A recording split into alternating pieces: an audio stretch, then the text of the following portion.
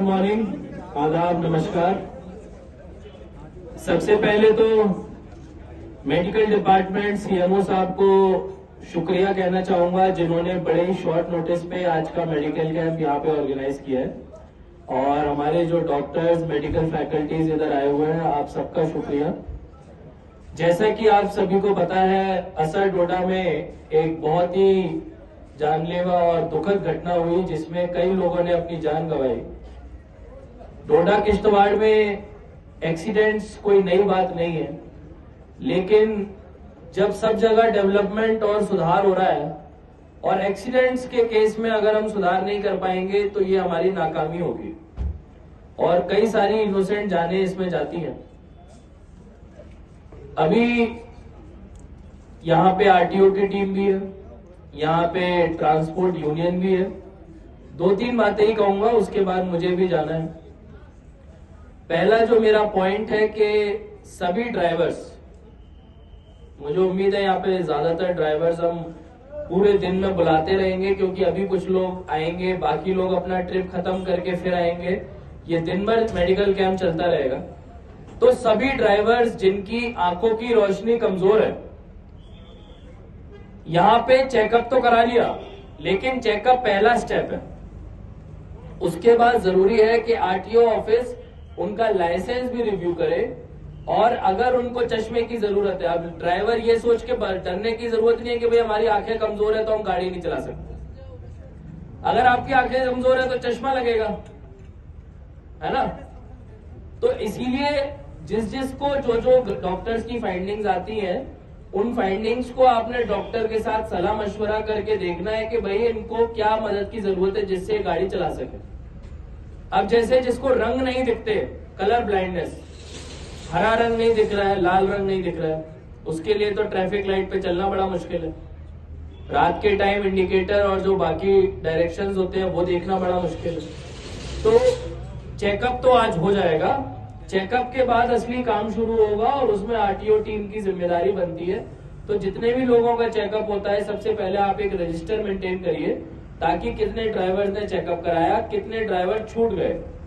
उससे क्या होगा, अगर कोई ड्राइवर बोलेगा भाई मैं नहीं कराना चाहता टेस्ट, तो हमको पता चल जाएगा। बाद में हम उनके ऊपर कार्रवाई कर सकते हैं कि भाई आपने टेस्ट नहीं कराया है, आपको हम गाड़ी नहीं चलाने देंगे। तो वो चीज जरूरी है। कल मैं बस स्टैंड पे आया था, तो बस स्टैंड में टॉयलेट के बहुत बुरे हाल है। ट्रांसपोर्ट यूनियन से मेरी गुजारिश है, हम लोग बेसिक सुविधाएं भी अगर नहीं दे पाएंगे लोगों को, तो हमारे रहने की क्या फायदा। वहां पे सेप्टिक टैंक के पाइप टूटे हुए हैं, लेडीज का टॉयलेट सेपरेट नहीं है, टाइल टूटे हुए हैं, लाइट नहीं है, गंदगी का माहौल। तो इस तरीके से तो नहीं चल सकता कि आप सरकार को बोलो कि भाई आप ये करो, आप वो करो, और जब आपकी जिम्मेदारी हो आप कुछ मत करो। तो सबको अपने अपने हिस्से का काम करना है। बस स्टैंड पे साफ बस स्टैंड रहे, टॉयलेट साफ रहे, पानी आए, मूलभूत जरूरतें बिजली पानी होना चाहिए। उसके बिना मुझे लगता है जो हम पैसे कलेक्ट करते हैं उसका कोई फायदा नहीं। तो इस चीज में सभी लोग अपनी अपनी हिस्सेदारी निभाएं। जैसा कि आप सभी को पता है, अभी हमने एक रोड सेफ्टी की मीटिंग भी ली है। तो जितने भी गाड़ी चलाने वाले लोग हैं, पैसेंजर बसेस चलाने वाले, पुलिस नाकों पे आपको रिसीट दिया जाया करेगी कि आपकी गाड़ी कितने बजे उस नाके को पार करी है।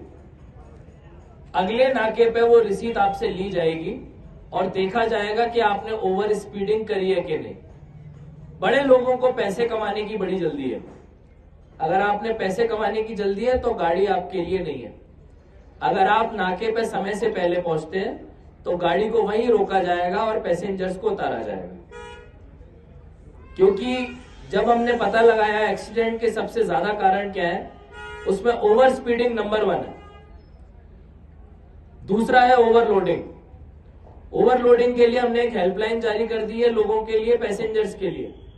तो अब पैसेंजर्स ने चुप बैठ के गाड़ी में नहीं बैठना है कि भाई हम क्या कर सकते हैं, हमें तो कुछ पता नहीं है। आने वाले टाइम में सीसीटीवीज भी लगेंगे गाड़ियों में, लेकिन उन सीसीटीवीज को कितना चेक कर पाएंगे हमारे लोग, वो देखने वाली बात है। वायलेशन होने वाला है। चलिए, ये तो आपकी तरफ से हो गया। हम लोग अपनी तरफ से 40 से ज्यादा ब्लैक स्पॉट्स के ऊपर काम कर रहे हैं। जिन एरियाज में हम लोग स्पीड ब्रेकर्स भी लगाएंगे, रिफ्लेक्टर्स भी लगाएंगे, साथ साथ अगर अर्थ कटिंग होके थोड़ा सा उसमें देखने के लिहाज से उसको इम्प्रूव किया जा सकता है वो भी करेंगे। तो मेरी आप सबसे गुजारिश है कि ट्रैफिक के कायदे कानून का पालन करें।